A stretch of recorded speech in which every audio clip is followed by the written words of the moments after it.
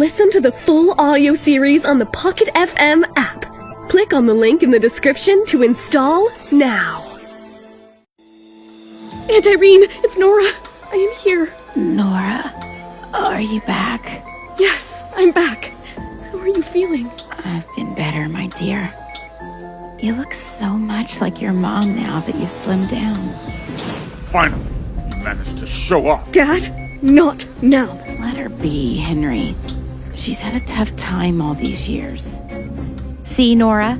Your aunt is as considerate of you as she has always been. Now it's your turn to show her some kindness. What do you mean? She's sick now, and you're the only one who can help. You don't want to watch her die, do you? Your aunt's operation is too difficult, Nora. A single mistake and she'll suffer brain damage. Everyone in the hospital is afraid to do it. Even Dr. Larson, who is the head of neurosurgery and Angela's professor. But if Angie puts in a request, he might agree. You see, she is his favorite student. And? I'm assuming you were going somewhere with this. Poor Angela is upset now because of what you did last night. Anthony says he won't marry her without the company. So? So we can't expect her to help when she's already going through so much, can we? But you can fix this, Nora. Here we go. If you give your sister the company, Angela will ask Dr. Larson for help. Whether or not your aunt gets surgery now depends on you entirely. So you're telling me your daughter, who is also a medical student, is so vain that she needs a bribe to help her ailing aunt?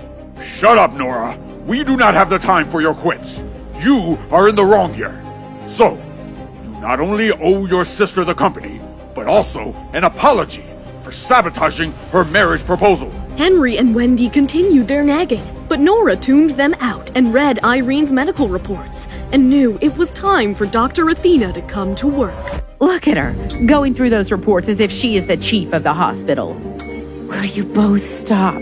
Don't listen to their nonsense, Nora. My illness is incurable. Even if you sign that agreement and have them perform surgery on me, there's a good chance that I will die on the table. Don't give in to them. Just get out of this web. Okay, Aunt Irene. I will come back soon to meet you. Nora gave Irene a kiss on the forehead and left without a word to her father and stepmother, which irked them. Back at Justin's room in the hotel, Pete was in the middle of another one of his grueling classes. One of the women Nora heard in the elevator was his tutor and was giving Pete a hard time. Oh my god, you are so stupid. You haven't solved any of the math problems correctly. But Miss Cummings, I've done it right. This is not my method, Pete. But my method is faster. And see, the answers are even right. No, it is not. I simply don't understand how you could be Justin Hunt's son. He is so smart. Maybe you have inherited your mother's rat brain. Do not speak about my mother. You have some nerve talking back to me. Stretch your arm. An irritated Miss Cummings struck Pete's little palm with her ruler thrice. Since he was used to her punishments by then, Pete didn't flinch, but he was inexplicably upset. He couldn't share how cruelly he was being treated with his father or anyone, as he feared that no one would believe him and he would be blamed. He felt lonely. Craving for some company, Pete was reminded of how nice Nora had been to him.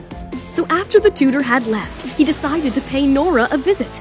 Having picked up the information that she stayed in a room downstairs from his father and uncle's conversation the other night, Pete snuck out of his room.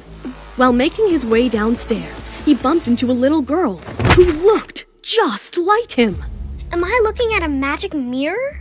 There's no mirror. But you look just like me. Since Nora hadn't returned yet, Cherry also snuck out of her room in hopes to meet Justin. However, fate had other plans.